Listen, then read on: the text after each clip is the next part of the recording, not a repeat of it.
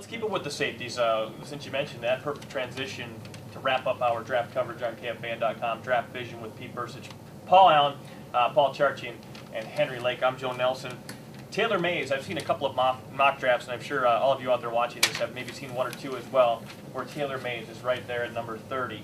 If he is, do the Vikings take him? Because that is a beast, 6'3", 230, and granted the 40 times he ran at the combine weren't exactly accurate, but he still got down that line pretty quickly. I don't think there's much chance, even if he's available. I mean, you Pete, would be able to talk more about the safeties in the type of defense they play. Yeah. You know, they spent a second-round pick on Tyrell Johnson 2 years ago, paid Mediu Williams a fair amount of money. Jamarcus Sanford was a 7th-round pick last year. He's going to push Tyrell for a starting job in training camp.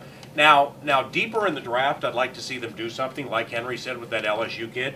I would like to see somebody put pressure on Mediu Williams and potentially, you know, maybe wiggle him out of a job.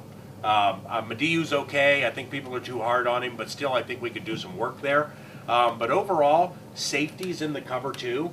You know, there's not a ton of responsibility, is there? No, there isn't, and you can get by with a guy of lesser talent and ability. I think because of that, we see Darren Sharper is the ultimate example of a guy in a system at Green Bay, goes to the Pro Bowl, comes to Minnesota. We let him do his thing. He goes to the Pro Bowl. New coaching staff. He's dropping in a deep half all year. He's unhappy. He leaves, goes somewhere else again, back to the lurk, the quarters, the different types of schemes, and he goes back to the Pro Bowl. I mean, the safety in this position, or playing at Tampa 2, is not that important.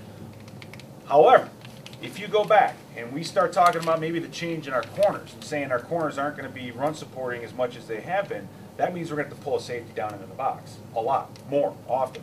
And I don't think either one of the guys we have is consistent enough to fill that hole, to fill that need. They did it well at times, but I don't think either Williams nor Johnson can give you 16 games of stepping down in the paint. So if that guy from Southern Cal is there, and we draft him, it could mark a change in philosophy at defense. Because let's face it, if you're going to give credit to our staff, they've done a good job with that first pick, and that's the most important. So you can't, you want to draft for need, but if you're looking for the best talent that's out there, if this kid's there, and he's that much of a talent, and I know Studwell and them, they like bigger guys. It would kill Studwell to draft a guy who weighs 197 in the first round. He just, he's looking for value by the pound is what he's looking for. That's why they like the big guys. But they've done well in the first round. If this guy's that talented and that good of a football player, even though you don't need a safety, you need corners, you may have to go that way and then just adapt the scheme to fit the players that you have. Guys, appreciate the time. We invite everybody out there to check out the mock drafts. You can get in on the KFAN.com mock draft first round challenge as well. See if you can beat what these guys have done. Pete, thanks for wearing a suit and making us all look like garbage. That was nice of you. That'll do it for us. KFAN.com Draft Vision. See you later.